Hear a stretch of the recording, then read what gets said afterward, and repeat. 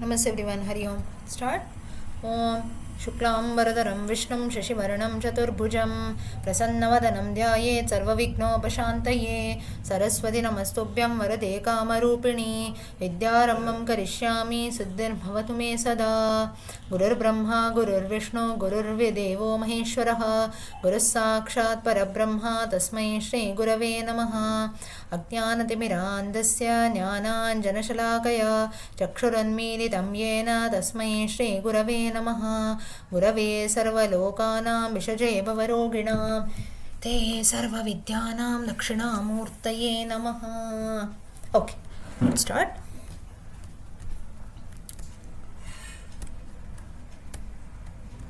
So last time, if you remember, I think we were looking at Skanda Purana and we were talking about the place of Ujjaini, and Ujjaini, how it is called through different names like Padmavati and so on after goddess Mahalakshmi. Okay, now let's continue. So mainly Skanda Purana talks about different pilgrimage places like Purushottama Kshetra, that is Jagannath Puri, Orissa, then it talks about Ujjain Kshetram and so on. Further, let's continue.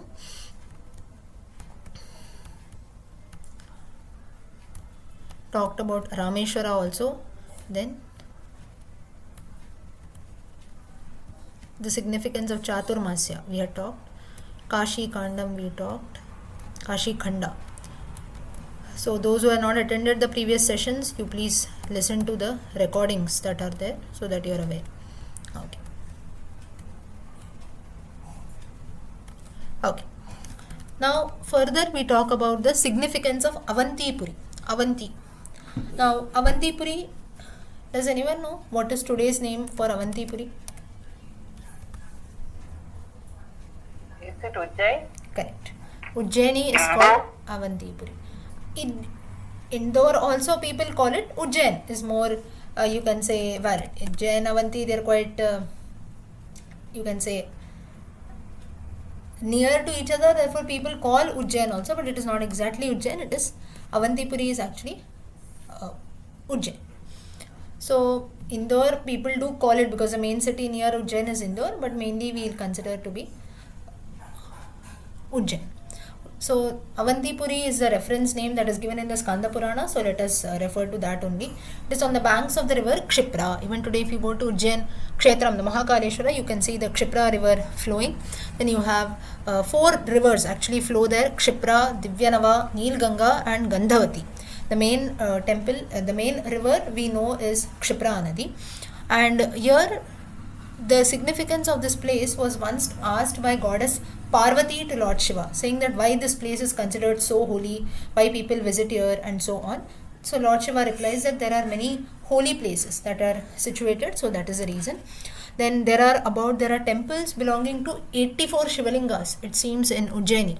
8 Bhairavas, 11 Rudras, 12 Adityas, 6 Ganeshas, 24 goddesses and so on. So this place is very, very auspicious. So that is a reason.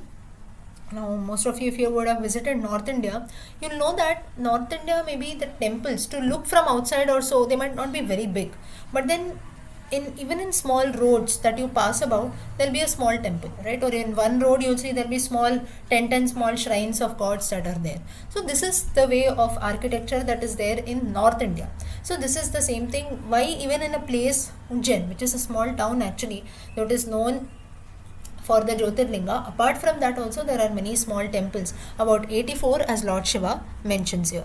Then there are also temples of Vishnu and Brahma, it seems, and there are temples belonging to 10 different incarnations of Vishnu. Now these might all be just small temples that are there, so that is the reason why it is not very much well known. Like Vasudeva, Ananta, Balarama, Janardana, Narayana, Rishikesha, Varaha, Dharanidhara, Vamana and Lord Vishnu who is sleeping on Sheshanaga. So these are 10 forms of Lord Vishnu that have temples in Ujjaini. Apart from that, there are many other holy places also. So with this, the significance of Avantipuri gets over. Next is how Narmada river ascended to the earth. Once it so happened that sage Markandeya, he was resting on the banks of the river Narmada, where Yudhishthira and Draupadi, they come there. And Yudhishthira asks Markandeya that why have you chosen the bank of the river Narmada to take rest? There are so many other holy places. So sage Markandeya at that time he tells a story wherein he said that there was a king called Pururava who wanted to, some sages had told this king Pururava to bring down river Narmada to earth. Now earlier all the rivers used to be in Swargaloka, in heaven only, so that the whole world becomes liberated from sins and so on. So the sages they told Pururava that the holy river Narmada can liberate oneself from all sins. So therefore somehow you make it, you find some way to bring Narmada river down to earth. So Pururava, this king, he did a lot of tapasya to Lord Shiva. Lord Shiva comes in front of him. Pururava, he tells that I want to bring Shiva and I want to bring Narmada down to earth. Shiva instructs Narmada Devi to come down to earth, but she told, as usual, just like Ganga, I need a base to fall. Now water, you cannot, if you throw water, it will go in any direction, right? So it needs a proper base. So Lord Shiva then instructed Pariyanka. Who's Pariyanka? The son of the Vindhyachala mountain. That's the reason you see Narmada river flows in the central part of India, right, where you have the Vindhyachala mountains. So the son of Vindhyachala was Pariyanka. Shiva instructed Pariyanka to hold Narmada while she came down to earth, and this is how Narmada Devi, she came down to earth. Now, when initially she came down, the whole world was flooded with her waters. Ultimately, slowly, the water size started reducing. Narmada, she blessed this king Pururava and told that on my banks you do the tarpana for your ancestors and so on. And thus, you have the story of, Markandeya tells Yudhishthira, therefore this is a very holy river, people take a dip. That's how we have the famous Narmada Parikrama Yatra that takes place. And it seems that like the Ganga and Yamuna, if you do good things around the Narmada river, the benefits are equal to doing even a Ashwamedha Yajna. So these are the benefits of doing Parikrama and Puja around the Narmada river. Further now, Markandeya, he continues, he tells that Yudhishthira, he further continues with his story, and he tells that there was a king called Purukutsu. Purukutsu, this king was Samudra that is sea in his previous birth, and he had been cursed by Brahma. And at this time Narmada was already on earth. So now whenever some water body comes in, living around the water body, life becomes very easy, right, when you have water coming in. So Narmada was still a goddess then. So then people, just as we worship Ganga, Yamuna as goddesses, similarly Narmada was also a goddess. That's the reason Adi Shankaracharya has written Narmada Stotram on the goddess, on river Narmada. So now all the deities, all the gods also, they came to earth and they wanted to touch Narmada. That is, they wanted to bathe in the waters of Narmada. So at that time Narmada, she refuses, saying that I am not yet married, so therefore I cannot do that. So all the deities then told her that you become the consort of this Purukutsu, this king who was actually Samudra in his previous birth.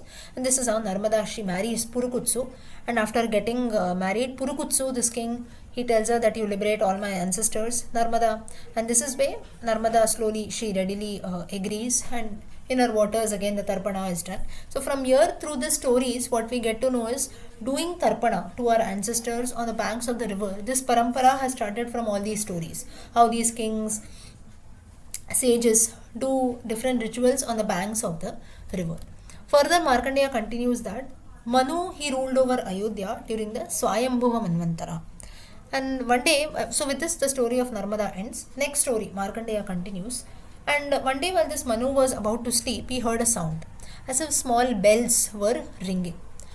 And he did not understand from where this sound came. So he goes and asks Vasishta, the royal sage. And Vasishta told him that there is a holy place called Tripuri, which is situated on the bank of the river Narmada.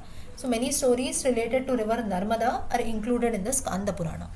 So Vasishta tells us the sound that you heard, it is actually from the small bells that are there on the aircraft of people who live around this Narmada river. So in those times, just as we had the Pushpaka Vimana of Ravana, similarly there were small aircrafts of people, and mainly that sound is coming from there.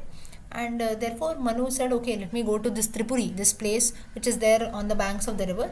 And he took dips in the Narmada river. He became free from all his sins. He performed a grand yajna also, and that's how this river became very well known. And Narmada was pleased by his devotion, And Manu then requested her to bring down Ganga and other holy rivers also to earth. And at that time, Narmada, she blesses him, saying that in the first half of the Treta Yuga, your descendants name, one of your descendants in the Raghukula named Bhagiratha, he will do this, he will bring down Ganga. That's how another name for Ganga is Bhagirathi. He will bring down Ganga, then other rivers. In the second half of the Treta Yuga, other rivers will come like Kalindi, Saraswati, Sarayu, Mahabhaga, they will also come. That's how you have Sarayu till date. Kalindi is Yamuna, Saraswati river has disappeared, she has ascended back to heaven.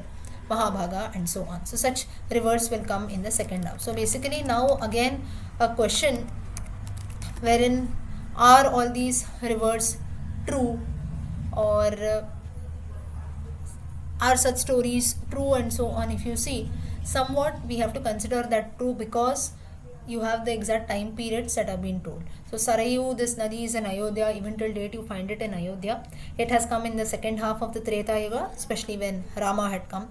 Then you have Kalindi, Yamuna till date we can see. Saraswati, though we don't see, we have the famous Triveni Sangama that is there. Saraswati has disappeared in recent times. So therefore again, geography also has to be true. We cannot decline this fact because you have proper references with the time period given in the Skanda Purana. Further, Markandeya tells that the next story of Narmada comes in, wherein Markandeya tells Yudhishthira, said Jamadagni, he was a great devotee of Shiva and he lived in Narmadapura. Every day he used to chant mantras in praise of Lord Shiva, he used to do a lot of tapasya. Ultimately, Shiva came from the Siddheshwara Linga, a form of Shivalinga. He came in front of this Jamadagni, and at that time Lord Shiva, he asked Jamadagni, he asked for some boon. At that time Jamadagni says that I want to have Kamadhenu, the wish fulfilling cow, so that any kind of penance or rituals I want to do, there'll be no problems at all. Whatever I want, all those wishes will be fulfilled. Lord Shiva blessed, and immediately Jamadagni, he found Kamadhenu in his hermitage. Now whatever Jamadagni wished, now Kamadhenu is a wish fulfilling cow, so automatically whatever he wished, everything he got. This way he was living very happy life. When one fine day what happened is, he was killed by a greedy king. His name was Kartyavira. He was killed, and who took Kamadhenu away. So the sage was killed and Kamadhenu was taken away by this king Kartyavira. And while he was still going, Kamadhenu, he cursed him that very soon you will be, the whole caste of Kshatriyas would be killed by Parshurama, who is Jamadagni's son. So Parshurama, mainly because a Kshatriya had killed his father Jamadagni, that is the reason why 21 times all the Kshatriyas were killed by Parshurama. After cursing Kartyavira, Kamadhenu, she went back to Swargaloka. Later on, Parshurama, he killed Kartyavira, this king, and also the killing of all the Kshatriyas took place. Further, Yudhishthira then tells Markandeya that what happens to Yamaloka, what exactly a sinner has to go through in Yamaloka, and what exactly is experience there. I want to know more about that. Markandeya says that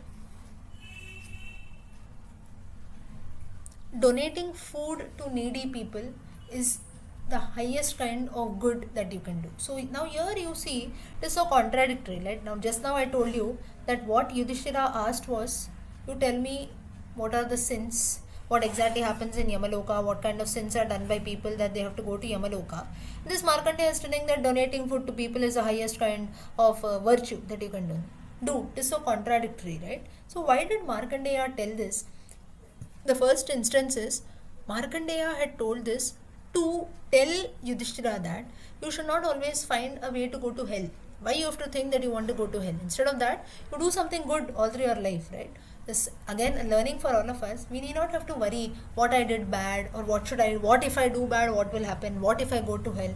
Why do you even want to think of that? You do good, automatically good things will come to you, right? Maybe it might not be immediate, the results might take time, but it is surely going to happen. So why don't you think in that way? So that is the reason Markandeya says that donating food to needy people is a very good act, and a person who donates cereals, rice and so on is called Annadata. And one who has never donated cereals, one who has never done Annadanam, he will surely go to hell. So first he tells the pros, that is he tells you do this, you will always be happy. Then he says that if you don't this, ultimately you have to go to Yamaloka. And then there are all kinds of sharp objects will be there, different punishments are there, and ultimately you have to go to Yamadota. So instead of that, you can do something good for everyone, so that will benefit. So, and then further he also talks about the what happens in Yamaloka. There are 28 different types of hells is what the Skanda Purana mentions. Hati Gora, Raudra, Ghortama, Dukka Janani, Ghorupa, Tarantara, and so on, wherein there are unbearable pain, sufferings, this, that, everything has been described in detail. About there are about 28 types of hell as per the Skanda Purana. Further, so with this, Yudhishthira is satisfied. He says, okay, all this I have listened to and so on. Now next, you tell me about something else. So Markandeya, he tells, okay, these are the different stories associated with Narmada. You also asked me about the different sins that are there. You asked me about that, I have told you. So now maybe later whenever we meet, so this is the reason why I am resting on the Narmada, because you asked me along with Draupadi. I have given you this answer. So with this now Yudhishthira is also satisfied. He proceeds without asking any more questions. He proceeds further. So with this part gets over. Next is 1.6. 1.6, the next part of Skanda Purana, that is called Nagarakhanda. So what exactly happens here? Another story is told to the sages, wherein there was a king called Trishanku from the Ikshvaku Kula. He belonged to the Surya Vamsha dynasty or the Ikshvaku dynasty. He once asked sage Vasishta whether there was any yajna by which I can go to heaven physically. This story also comes in the Ramayana. Sage Vasishta tells there is no such yajna by which a man can go to heaven with his mortal body. Only after you die, depending on your karma, you go to heaven or hell. Beyond that, with my physical body, I want to go heaven. It's not a tour that you take place and come back. That will not happen. Trishanku was not satisfied. He goes and asks the same question to Vasishta's sons. They were 100. They also told the same thing. Trishanku got very angry. And he threatened that all of you don't know anything, you don't have the right knowledge, this, that. And Vasishta's sons, they also got angry and they cursed him, saying that you be born as a Chandala now. Now, Chandala is mainly like, you can say, very unpleasant to look at, a low caste person. More than a caste, you can call as if a person who doesn't know anything. Very unpleasant to look at, like a robber kind of a person. So, Trishanku, he indeed became like that. Even now, such a great king, he got this status, he was being cursed by these sons. He decided to go to the forest. He called his son Harishchandra. He told them the whole tale of this. And further, before going to the forest, he appointed Harishchandra as the next king. One day while going in the forest, Trishanku, he meets Vishwamitra. Now to this story, there are different references. In the Ramayana now, you don't have the mention of Harishchandra at all. You have another names like Sunakshepa and so on. The story is altogether different there. So as per Puranas, as per the Ramayana, there can be little differences in the names that take place. But the story, the base story remains the same. Okay. So Trishanku, he meets Vishwamitra, he tells a story.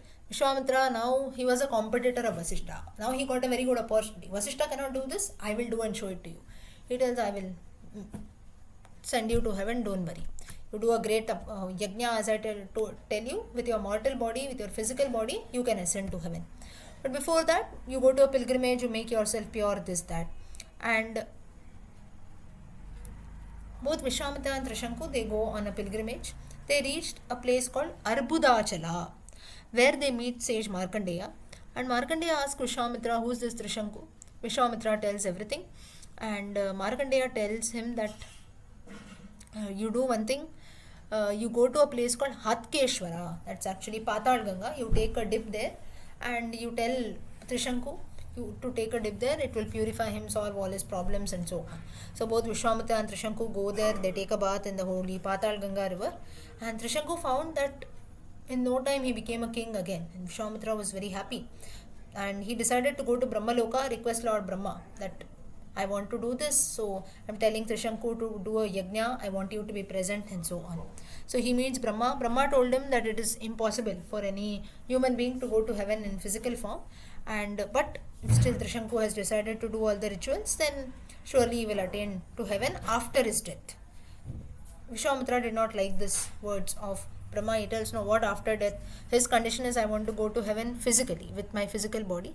He challenged Brahma also, saying that I have so many, I have attained the status of a Brahmarshi, I can do this. A Maharshi at that time, I can do and show you, maybe you don't have that power. Further, Vishwamitra, then he consoled Trishanku. Now Trishanku was afraid because Brahma had also declined. Vishwamitra further tells Trishanku, you start making preparations for the yajna, and Vishwamitra then made Trishanku do the yajna, make different offerings, and so on. And this way, for 12 long years, the yajna took place, and Trishanku finally he became. So the main topic did not come of going to heaven. Only different yajnas, rituals were being done. Finally, Trishanku asks Vishwamitra, now 12 years are over. I'm just doing this, that, so many sacrifices and yajnas. So are you really going to send me to heaven with my mortal body, or how it is? So Vishwamitra tells him that you be patient. I have to do different rituals, and only then your desire will be fulfilled. Finally, Vishwamitra he decides to please Lord Shiva, and he feels that Lord Shiva. Now, Skanda Purana glorifies Lord Shiva, so that's the reason you see all these stories are coming talking about Narmada, and different devotees who pray to Lord Shiva. Shiva is the primary deity here, so that's why different stories related to Lord Shiva are told here. So, further, Vishwamitra he praise to Lord Shiva, and he composes a stotra also. So that's how you have different stotras that are there in praise of Lord Shiva, Vishnu, and so on. So you, when we chant certain stotras, in the concluding part you will have, right, composed by Vasishta Krita, Vishwamitra Krita. Such stotras are there. So their references are from such Puranas. Finally, Shiva appears before Vishwamitra and tells him, what is your wish? Vishwamitra tells that I want the power of creation, just like Brahma has. Lord Shiva blesses him with that. Now Vishwamitra he creates another heaven for Trishanku, and he sends Trishanku there. Finally, now all the deities were scared. They ran to Lord Brahma and they told that your position is in danger. Vishwamitra has created another world, and so on. Lord Brahma comes before Vishwamitra, tells him that stop. So stop doing all this. So Vishwamitra tells you, I came to you first, you are not ready to do that. So Brahma says, no, I will do whatever you want, I will help you, but you don't start another world, another creation that is there, it might be dangerous. So with this, Vishwamitra was able to send Trishanku physically to heaven with the help of Lord Brahma. So not much in detail, but a gist has been told about this story in the Skanda Purana. Next is the Prabhasa Kanda. Prabhasa Khanda. Now, Nagara Khanda is only so much that talks about the story of Trishanku and Vishwamitra. Next is Prabhasa Khanda. Now, this talks about the origin of the Puranas. How come Puranas originated? Who told the Puranas? And so on. So, mainly the topic of Puranas and Upapuranas, that also has been covered in the Puranas only, in the Skanda Purana. The Skanda Purana, as I told you, it is it is the biggest Purana, having 81,000 verses, roughly. So, approximately. So, therefore, there are many topics that are covered here. So, once Suta, he tells the sages who had assembled at Naimisharanya, Lord Shiva had first told the Skanda Purana to Parvati, the mountain Kailasa. Lord Brahma and few other deities were also present there when Shiva was telling this. Further, Parvati told this to Skanda. Skanda told it to Nandi. Skanda or Lord Kartikeya. Kartikeya told it to Nandi. Nandi told to the four Sanat Kumaras. Then finally they narrated it to Vyasa. And now Vyasa was telling it to Suta. Suta is now passing on the same story to the sages at Naimisharanya. So this is how the Skanda Purana has been passed about. And once it so happened, so Suta he continues, he tells that Brahma once did extreme tapasya, and that's how the four Vedas had manifested. Later on, all the 18 Puranas too appeared from his mouth. These 18 Puranas, the same: Brahma, Vishnu, Shiva, Bhagavata, Bhavishya, Narada, Markandeya, Agni, Brahma Vaivarta, Linga, Padma, Varaha, Skanda, Vamana, Kurma, Matsya, Garuda, Vayu. Out of this, I think we have seen 8 till now, right? 8 or 9. This is the 8th one, Skanda Puranam. This is the Ninth one, Skanda Puranam. Correct. So there are still 9 more to go. So we are on the half, 9th Purana. We are 9 more to go. So these are the 18 main Puranas. Apart from these, secondary or Upapuranas are few more, like Sanat Kumara, Narasimha, Shiva Dharma Purana, Durvasa Purana, Ganesha Purana, Narasimha Purana, Narada Purana, Maheshwara Purana, and so on. Suta, he further, now all this Suta is telling, further he talks about the other features of Puranas, saying that the Padma Purana has about more than 55,000 verses.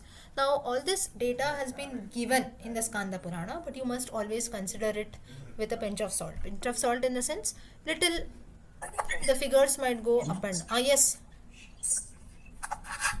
Anasuya ji, you want to say something? No, okay. So little, if you consider, the figures might go a bit up and down, because again, different, all this was initial. Now you see how the tradition has been passed about. It started with Shiva, then it passed on to Parvati, Parvati to Skanda, Skanda to Nandi, Nanda to the Nandi to the sages, and so on. So much it has been passed about. So surely, I'm not saying that someone would have missed out anything, but still a few lines up and down, and ultimately to Vyasa. Vyasa has done the work of compilation. So here and there, sometimes a few numbers might go, but still the approximate figures, if you want, you can note it down. You can listen to that also later. I think in the introductory session also I had told you. So Brahma Purana has about 10,000 shlokas in it. Padma Purana about 55,000 shlokas. 23,000 shlokas in the Vishnu Purana. Vayu Purana has stories with regards to Lord Shiva, about 24,000 shlokas, like the Ramayana. Bhagavata Purana 18,000, Narada Purana 25,000, Markandeya Purana 9,000, smallest Purana, Agni Purana 16,000, Bhavishyat Purana 14,500, Brahma Vaivarta Purana 18,000, Linga Purana 11,000, Varaha Purana 24,000, Skanda Purana 81,100, Vamana Purana 17,000, Kurma Purana 14,000, Matsya Purana 18,000, Garuda Purana, Brahmanda Purana 12,200 roughly. Now all this are again roughly, little up and down you can consider. Suta told that all the Upapuranas, they have their origin in the main Puranas only, and these Puranas, as we had seen in the introductory session, they can be categorized into Satvik, Rajasic and Tamasic Puranas. Satvik is with regards to Lord Vishnu, Rajasic with Brahma, Tamasic with Agni and Rudra. Each of them is divided into 5 sections: Sarga, Pratisarga. Sarga is story of creation. Pratisarga, Vamsha, popular stories of dynasties. Manvantara, different tales of famous people and kings. Vamshanucharita, of sages, kings, and so on. So like this, if you say, it's an encyclopedia in nature, the same thing which we have been experiencing for the last 9 Puranas that we saw. Further, so this he just highlights on the qualities of Puranas. Next, Suta tells about the holy place called Prabhasa Tirtha. Now, what is Prabhasa Tirtha? Anyone knows where is Prabhasa Tirtha? This is Gujarat. Prabhas. Yes, Prabhas Tirtha is nothing but Somnath. Somnath. Yes. Somnath, that place is Prabhasa Tirtha. It is the highest place, you can say a very holy place of pilgrimage. And once Parvati had asked Shiva a question, saying that which is the crown of all places of pilgrimage, that is, which is, you can say, the highest place of pilgrimage at that time, wherein one's sins can be liberated and so on. So at that time, Shiva had told, and ultimately Suta also tells that Shiva had told Parvati that Prabhasa Kshetra will be very supreme, and he had also told that in the Kali Yuga, mainly the thing that people can do is chant the names of the Lord, at the same time visit different places of pilgrimage. This is the least that people can do. So that's the reason why most of us, we go to different places of pilgrimage, right? So there he says that I have manifested myself, Shiva tells to Parvati, in the form of a divine Shivalinga, that is nothing but the Somnath Shivalinga, which is the first Someshwara, which is the first Jyotirlinga of the 12 Jyotirlingas at Prabhasa Kshetra.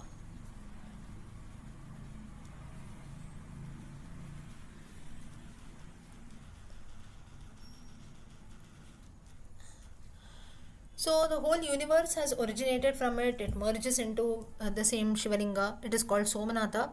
And in those times, it seems that very few people were aware of this. That is what has been told. Today, of course, it is quite well known. Even today now, if you go to Somnath, you see that it is not a very, though people know now because of the Jyotirlinga, and today of course times, geography, information is at our tips, so we know about it, but still it seems that in those times, Somnath, even today if you see, it's not located in the central part of Gujarat. Now say for example, if I say Mumbai, Chennai, Delhi, Kolkata, Bangalore, everyone knows, right? But now Somnath, if you see, the railway station itself is not Somnath, it is Veraval. From Veraval again you have to go. So what is this Veraval? People don't know about this, right? Whereas if we say even Dwarka, people to some extent will know. Mathura, Vrindavana, Gokula, and so on. So the point is, people are not much aware of this, maybe because of the remote location that the place is located in. And if you know the place of Somnath, it has been invaded about 12 times by the Mughals. Mughal invasion has taken place 12 times, not once, not twice, 12 times. 12 times the temple has been rebuilt. And even today, if you go to Somnath Kshetram, you can see those remnants there. Every time the temple has been destroyed, it has been rebuilt newly. Anyone has visited Somnath? Somnath Jyotirlinga? Yes, right? Anyone else? Yes, yes. Yes. So you would have seen that in the like just recently also had someone who had gone there. I have not gone there, but my father he had visited there, and he said that it is still very much all the remnants that are kept there. It is just kept in open. You don't have anyone like not a museum kind of a thing. Everything is kept in open, and then about 6-7 months back when he had gone, he had told this. So that is quite recently. So the thing is, 12 times if the place has been destroyed, the temple has been destroyed fully, still it has been rebuilt, still it stands strong. So you just imagine the place that is there. So even in those times, only Shiva tells that though I myself have manifested there, he makes this reference in the Skanda Purana. So just imagine the purity of this place and why it is such a holy place. But very few people are aware of its existence, and still it continues to exist. And people of Kali Yuga, they will not know the importance of holy places. So that is the reason you see when you ask few people, it's not that now again it doesn't mean that we have to visit only holy places all through our lives, right? But then you see now when you go to certain places, it's not that you go there only to do bhakti, or maybe only because you want to pray you have to go there. It's not like that. Just to witness the place, like I told you, something has been invaded 12 times, everything has been destroyed. So you just to see those remnants that okay, 12 times something has been destroyed and again it has been built. So you just imagine what all has been kept there. Or you go to so many of our other temples, you see the architecture there. You go to the south temples, you can see the architecture. Or you go to the Omkareshwara Linga, near Mahakaleshwara Linga, you can see how almost the temple, if you see, it is almost floating on water. It's not on water, very close to the river, right? So it's not that we have to always visit holy places or only temples, places of pilgrimage all through our life, but when we can go on other vacations, why can't we make a trip even to these places?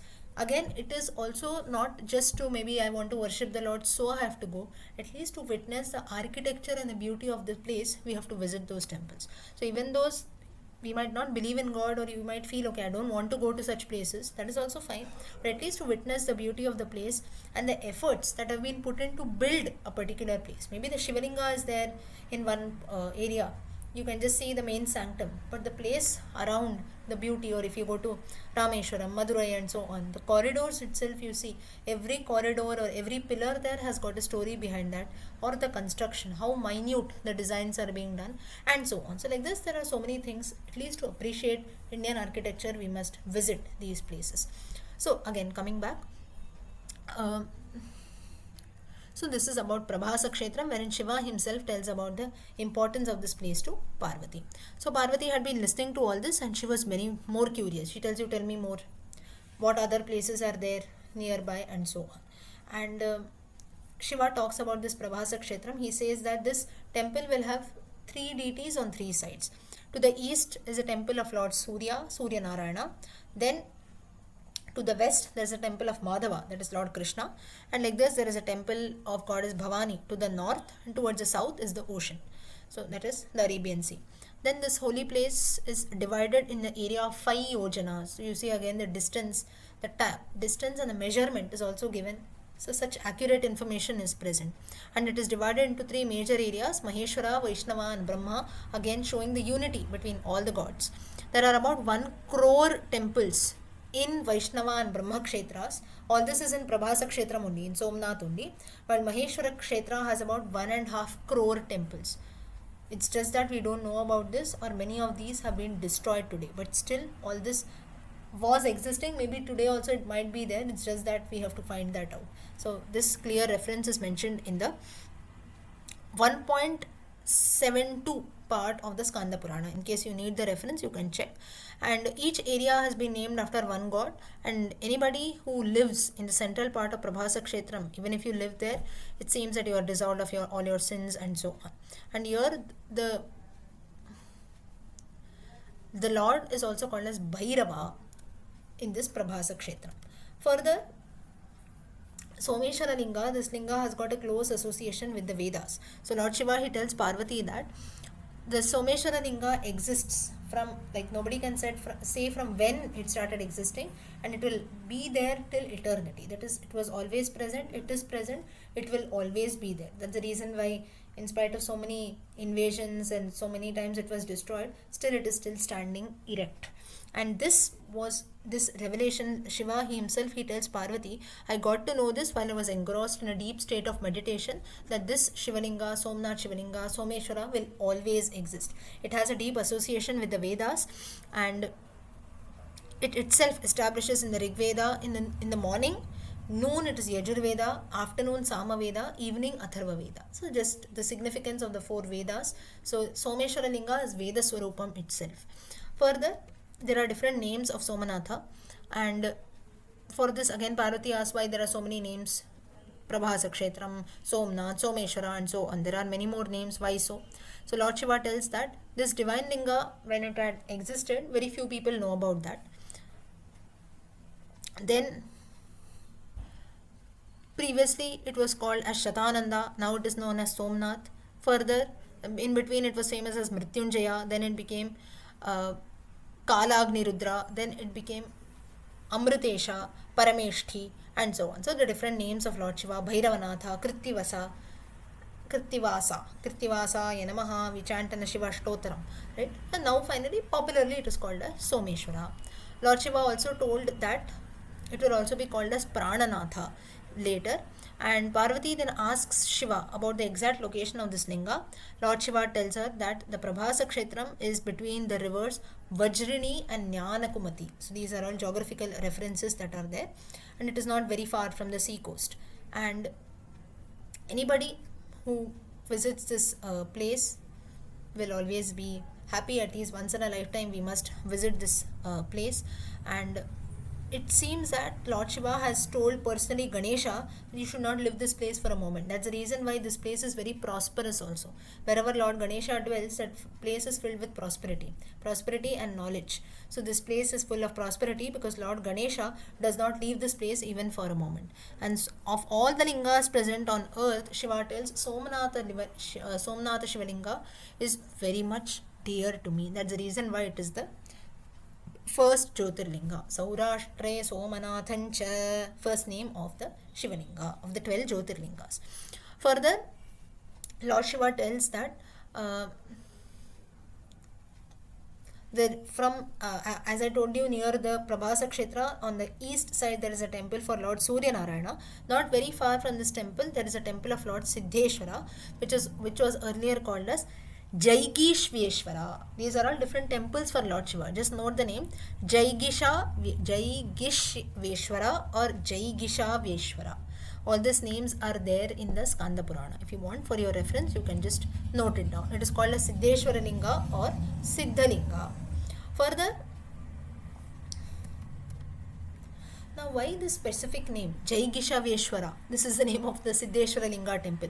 Even today, if you want, you can Google search and see Siddheshwara Linga temple in Gujarat, the story behind that. So how this name Siddheshwara Linga, why it was called earlier as Jaigishaveshwara? There was a sage, named Jaigishavya, and he used to perform daily puja to a Shivalinga, and he used to smear bhasma on his body, ashes, and not only he used to even sleep on ashes. So that was his kind of bhakti that he had. And finally, the Shivalinga whom he was worshipping, that was named as Mahodaya. One fine day, Mahodaya, the Shivalinga, became very happy and asks, whatever you wish, you tell me. But Jaigishavya, he said, I don't want anything, I just want total bhakti and devotion on you. So the Lord said, I will bless you with immortality. That is, you will never die, there will be nobody as powerful as you, and so on. And you will become famous as Yogacharya, or a teacher of yoga. And one who regularly worships this Linga, Mahodaya, whom you are worshipping, they will also have devotion like you have. Like this, he blesses the sage and he goes away. Finally, this Mahodaya Linga, it came to be known as this Jaigishaveshwara Linga, which was worshipped by this Jaigishavya himself, which today is known famously as the Siddheshwara Linga of Saurashtra, which is close to the Somanatha temple. Further, many sages, they went to this place and that they attained Siddhi here. and that's how it came to be known as Siddheshwara or Siddhalinga, this was installed by Lord Surya only. And it is said that people who worship this linga on the Trayodashi, on the Shukla Paksha, in the month of Chaitra, they are blessed. That is, it is considered to be a very auspicious day of worshipping this Shivalinga. Further, the moon god, he has also installed a Shivalinga at Prabhasa Kshetram. So Parvati Devi asked Lord Shiva, what is the reason? Why did the moon god Chandradeva, why did he install a Shivalinga here? So Lord Shiva replies that Daksha, he had married 27 of his daughters to Chandradeva. That is the 27 nakshatras. But Chandradeva, what happened was, he was attached to only one queen. Anyone knows who is that queen? Which daughter of Daksha was Chandradeva attached to? Rohini. Rohini, correct. Rohini Nakshatram, in which Lord Krishna was born. So Chandradeva was very, very much attached to only Rohini, and he neglected all of them. Daksha did not like this. He told, 27 of my daughters have married to you. You are attached only to one. What is this? And that's the reason he curses Chandradeva, saying that you will lose your shine. You will start waning and waxing. That's how we have waning and waxing of the moon. Finally, on Amavasya, we cannot see the moon at all, and so on. Right? So now Chandradeva, he did a lot of penance, and for thousands of years he pleases Lord Shiva. Lord Shiva, he becomes pleased, he appears before him.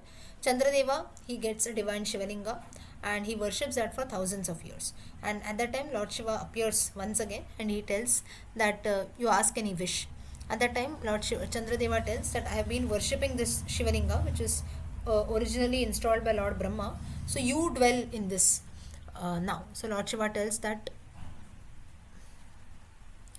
I will do this, but where will you install this? Where will you keep me? Who will come and worship? Why you are doing this, and so on. So Chandra tells that I have lost my luster. That is my prabha. Prabha is nothing but luster. So my brightness. So in order to regain that, I have been worshipping. So that's the reason I'm telling you that I have been worshipping this Shivalinga. You dwell inside this. You live inside this, so that I can feel your presence. So then Lord Shiva tells him that since, okay, I'm blessed with you, you have regained your luster Prabha now. Now this place, that's how the place is called as Prabhasa Kshetram, and this linga will therefore be named upon you and become Somanatha. Soma is nothing but moon god. Somanatha Linga. That's how this Shivalinga is known as Somanatha, and the place is called as Prabhasa Kshetram, wherein the moon god could regain back his Prabha or luster. Thus, after blessing Chandradeva, Lord Shiva goes away. Further, Chandradeva, he instructs Vishwakarma to build a great temple, then a nearby city also where priests and people started living in. So that's how the place of Somanatha has become very auspicious. Further, Lord Shiva, he told Parvati that now with this the story of Somanatha gets over. Little more references come about Prabhasa Kshetram, but in between a conversation starts between Shiva and Parvati, wherein Shiva tells that whenever a man visits a holy place, he should tonsure his hair, that is there, because hair is believed that if you tonsure your head, if you cut your hair, that means all your sins that you have committed will go away. And there is a holy place called Padma Tirtha, which is not very far from the Somnatha temple. Just as in Tirupati, when you go, people offer their hair, right? So this ritual is followed even here. And all this hair is removed at the Somanatha Tirtha. Then you come to Padma Tirtha. That's way all sins are gone away. For women also, women don't cut their hair completely, but little, just for namesake also, little hair is cut, and that is also offered. And even Tarpana is also done. So like this, an ocean. That's the reason why when an elderly person in the family dies or so, why do people tonsure their head? Now, usually in South India, we don't have this tradition at all. Like even during rituals also, or even if a person dies, even if an elderly person dies, or even during rituals like the Upanayana Samskara and so on, we don't tonsure the head completely. You just little, for namesake is offered, that's it. So this is one tradition, because the hair should never be cut off. That is what, cut off in the sense it should never become bald. It should not be tonsured, but usually in Central and North India, the tradition is quite different. So except you go to Tirupati temple, their hair is being offered to the Lord. Apart from that, usually tradition is not followed. So traditions depend on the place where we live in. So But ocean is considered very holy, wherein tarpana has to be done to ancestors. So whenever a death or when we do tarpana, that's the reason when you have the Pitrupaksha Kalam that comes now after Ganesh Chaturthi, you have many people who tonsure their hairs, tonsure their heads, right? So that is done. So you are also in Somnatha Tirtha also there is a significance. And it seems that there is a shloka also that is chanted. Om Namo Vishnu Guptaya Vishnu Rupaya Namaha Sanidhye Bhavadevesha Sagare Ravanambasi. This mantra is chanted and then Tarpana is offered to our ancestors. There are about 5 crore Shivalingas, it seems, that are submerged in the ocean near Somanatha. 5 crore Shivalingas. Just imagine so much we have lost in the course of time, and today what little we have, 12 Jyotirlingas or whatever, there are so many things, that also seems to be too much to us, right? How much I can go? Someone tells us, okay, you go here, you go there, or even if someone else goes also, we feel how much these people are going here and there. They don't have any work, we feel that way, right? Or we feel that how much I can cover, and there's so many things to see, I'm so busy. But then in the course of time we have lost so much. Today what we have is hardly 1 or 2%, but that also we find it difficult, that also we find it too much, right? Now once it so happened that Lord Shiva again tells a story to Parvati. So Skanda Purana has got a lot of conversation that takes place between goddess Parvati and Lord Shiva. So it seems that goddess Saraswati, river Saraswati, she flows through Prabhasa Kshetram in 5 forms. 5 streams, small streams: Harini, Vajrini, Nyanku, Kapila and Saraswati. Lord Vishnu, once he instructed Saraswati to carry Vadavanala. Vadavanala is nothing but submarine fire. Now it is believed that under the ocean there is fire. So the ocean finds it very difficult to bear that, still it has been bearing. So inside, very deep inside, if you go to the ocean bed, you actually have fire. That is called Vadavanala. So Lord Vishnu, once he tells Saraswati, you carry this Vadavanala and you dump it near the ocean in Prabhasa Kshetram. After taking permission from Lord Brahma, now here in the Skanda Purana, Lord Brahma is said to be the father of Saraswati. But as per most references, Saraswati, Lord Brahma is the husband of Saraswati. And Ganga became sad. Ganga, Saraswati, they're all like rivers, right? So she became very sad because Saraswati had gone. And Saraswati consoled Ganga saying that whenever you look eastwards, that is whenever you come near me, we can meet as and when time comes in. That's how you have the Triveni Sangama and so on, where Ganga and Saraswati meet, right? So further, Saraswati, she came to earth. She reached Patal Loka. She was carrying Vadavanala, the submarine fire, as told by Lord Vishnu. She continued to move to the ground because fire has to be there under the ground. It should not be on the surface, otherwise everything will get burned. She reaches Prabhasa Kshetram, wherein 4 sages were there who were well versed in the Vedas. They invoked Saraswati, and 4 different streams were there. 4 different streams. They were Hiranya, Vajra, Nyanku, Kapila. That's how Saraswati, she got divided into 4 parts. Harini, Vajrani, Nyanku, Kapila. I told you the names of the 4 streams. That's how Saraswati starts flowing. At that time, Samudra Deva also comes there. He too tells, no, I want you also to flow. That's how Saraswati, with her own name, she flows as the 5th stream. Finally, when she was about through different streams, now we know all the rivers ultimately go and meet the ocean. So like this, through different streams and rivers, Saraswati was flowing. She was carrying the Vadavanala, that is a submarine fire also. And she saw huge tides in the ocean and thought that Samudra was frightened of Saraswati. So Vadavanala, that is the fire, it was also there. Now in those times, now if you see rivers or fire, everything is given you can say a divine element. Fire is Agni, Agni Deva, Saraswati, river Saraswati, goddess Saraswati, and so on. So like this, you have some divine element that is always given. So Saraswati, what she does is the different tides. So now all these high tides were coming in the oceans. Everyone was wondering how come all these tides are coming. So this concept of tides that come in the ocean, it is said that it is because of this Vadavanala, that is the oceanic fire which is there inside. The water is not able to bear the heat. That is the reason it starts flowing. So basically the geographical phenomena of waves or tides in the ocean. High tide, low tide depends on the moon, right? Waning and waxing, we know that as per geography. But why the water keeps moving? It is not still, right? Why waves and tides come in? It is because of this Vadavanala, that is the ocean, submarine fire that is there inside the ocean. It is the size of a needle. This is what is mentioned. Eye of a needle, not even a needle, eye of a needle. That's how Saraswati keeps the Vadavanala inside the ocean, as told by Lord Vishnu. And this is how, even today, if you see the Samudra Deva, he sucks the water of the ocean. That's the reason why, how much ever rain comes in, the ocean doesn't overflow, right? We have flood-like situation, we have tsunamis and so on. What exactly is a tsunami? Wherein you have something that takes place inside the ocean, right? That is when there is some disturbance inside. Waves start flowing. That is when the submarine fire, the Vadavanala, is disturbed. So some internal movement inside the sea bed is disturbed, ocean bed is disturbed. That's when situations like tsunami take place. So Vadavanala, Samudra, with the help of the submarine fire, controls the movements of tides, controls the movements of waves.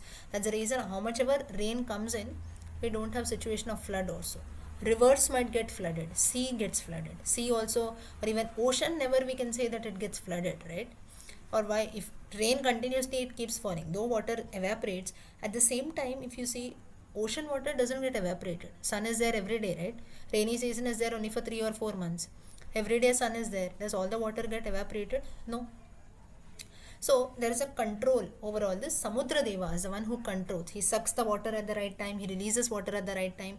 So through this, what, though now we give the reference of Lord Vishnu, Lord Saraswati, the submarine, Samudra, Vadavanala and so on, this is how geographical phenomena have taken place. So you see, modern geography, modern science, this also has been mentioned in the Puranas, how these different phenomena have taken place. This reference you get in the Skanda Purana. So whatever we see around today, you might believe in geography also, how formation of waves, tides and so on. We have studied all that in detail, but our Puranas also have reference to this. So you just imagine, maybe when we study this, 100% we are not able to understand, or we are not able to interpret this. But then you see how rich, or how our ancestors were so intelligent, how our sages were so intelligent, that all these phenomena they have already predicted in the Puranas. Only thing is, we were not able to understand that. Or even today, now also, because we have studied geography, to some extent we are able to understand, still we are not able to grasp it 100%. For us, okay, formation of waves, formation of tides, as per geography makes sense.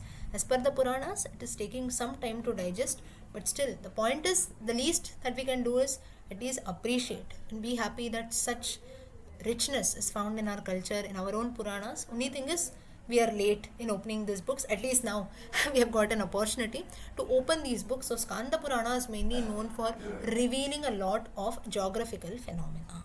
Okay, till here, has everyone understood? I hope it's going good. Yes? Yes, yes, Miss. Okay. Further. Yes, Lakshmi. Very good. Okay. So now, anyone, next time you go to the beach or ocean, you have to remember me and Skanda Purana. Okay? How waves come in, everyone, yes. Yes. So everyone stands in the waves and you enjoy on the beach, you have to remember me. Okay. Definitely. But we always remember you, Lakshmi. That is not necessary that we have to go to ocean to remember you. You are part of our life now. Okay. Let's continue. Okay. Now one more, a small story. Further, Lord Shiva tells Parvati that in Prabhasa Kshetram there are many more Shivalingas apart from the famous Somanathalinga. Somanathalinga is quite famous, but apart from that there are many more Shivalingas, wherein he gives some names also. To the northeast of the Somanatha temple there is a Sarveshwara Deva who is called as Siddheshwara, story which we have already seen. Then there is also a temple to the east of the Siddheshwara temple is another temple called Kapileshwara. It is named after Kapila Muni who installed Shivalinga there. Now you see, even all these Shivalingas or Shiva temples that are there, you just imagine things that happened yesterday or maybe a few years back, we tend to forget or they just get destroyed, right? But thousands of years back, all these sages or great people, maybe you and me, we have not seen them. Our ancestors also, maybe our grandmothers or 2-3 generations back, maybe they would have also not seen. This has taken place thousands of years back. But today also, if you visit this place, if you can see the Shivalinga, we have to believe, maybe I'm not saying 100%, but nobody can decline saying that all this is just false, right? Whenever people make claims that, oh, who said all this, someone has made some stories and gone about. Now, at least through this, I'm not trying to tell that we have to believe this. I'm not trying to force on anything. But then maybe 100% we cannot, even if you feel okay, I need some more proofs and research. But one bottom line is, even till date, if you can find the shivalingas, maybe you can do some research about how exactly something came in.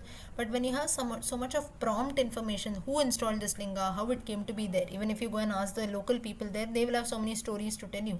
This itself shows the richness of our culture, right? Richness of that particular place. Things that happened yesterday we forget. You keep something yesterday, it is gone today.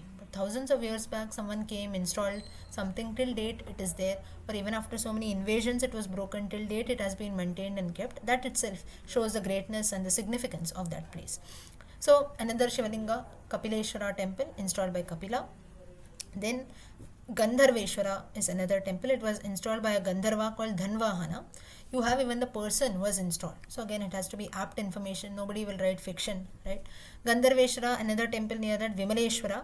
And it is said that in this Vimaleshwara temple, if you go and worship, all this is near the Somnath Linga. Person suffering from TB, tuberculosis, he gets cured after you worship the Shivalinga in this temple from tuberculosis. Now, tuberculosis in today's times is quite, you can say, quite curable, right? We have so many cures for this, but maybe 50 years down the lane, 50 years back, it was not so. Tuberculosis was also quite a deadly disease, right? So in the course of time, now maybe COVID, for all of us now, we are not afraid of COVID like we were in 2020, right? Because now there are cures and so on. Maybe if 10-20 years later also someone gets a COVID infection, we are not going to be that much afraid. Whereas something new comes in which we have not seen, or there is no cure at all, we are going to be afraid. So therefore, this Vimaleshwara temple is dedicated and said that anybody suffering from TB, if you go to this temple, the person is cured of that. Then you have Dandeshwara Linga, which was installed by Kubera. Further, Lord Shiva tells that there are temples of 3 goddesses also in Prabhasa Kshetram. They are Mangala, Vishalakshi, Chatvara. And they resemble willpower, action and knowledge. Lord Shiva further tells that if you go to Prabhasa Kshetram and you don't visit the temple of these 3 goddesses, your journey is incomplete. So next time whoever goes to Prabhasa, go to Somnath, ensure that you visit these 3 temples of these 3 goddesses, Mangala Devi, Vishalakshi and Chatvara. Goddess Mangala Devi, she resembles Brahma Shakti. Vishalakshi, Vishnu Shakti. Chatvara represents Shiva Shakti. Shiva himself is telling Parvati, she resembles Mai Shakti. Goddess Mangala, she has the privilege of getting worshipped first. And it is said that Chandrama, that is moon god, he did penance for about thousands of years, and all the deities including Brahma, they had gone there to see this tapasya, and at that time goddess Mangala, she had come and blessed all the deities there. That's the reason why the goddess Mangala Devi temple has come there. Further, how Vishalakshi got her name is, there was a fierce battle between deities and demons during the Chakshusha Manvantara. At that time, Lord Vishnu, he fought along with the deities, he helped them in defeating the demons. Demons, they fled about here and there, they were running. And at that time, Lord Vishnu, he remembered goddess Mahamaya, he took her help. Mahamaya came there. She looked at Vishnu with her large eyes, it seems. That's how she got the name Vishalakshi. Vishalaha Akshi Yasyasa. The goddess, even for Sita, there is another name Vishalakshi, having lotus-like eyes or having big eyes. Most of us, what we do, women, what we do is we apply a lot of kajal, right? So, or dancers, what they do, looking at someone's eyes, you say, oh, do you practice dance? We ask them, right? Just looking at their eyes, we feel so. So goddesses are born with big, beautiful eyes. That is how the name has come for Vishalakshi.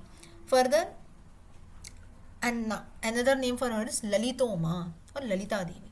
Further, you have the temple of goddess Chatvara Priya. She is the local deity, or in that area, people who live in that area, she is the savior of those people. On Mahanavami, whoever prays to this goddess, it is very, very auspicious. Further, you have the story of Dwaraka. Today time is up. We will stop here. Next Saturday, we will continue. Namaste. Hari Om.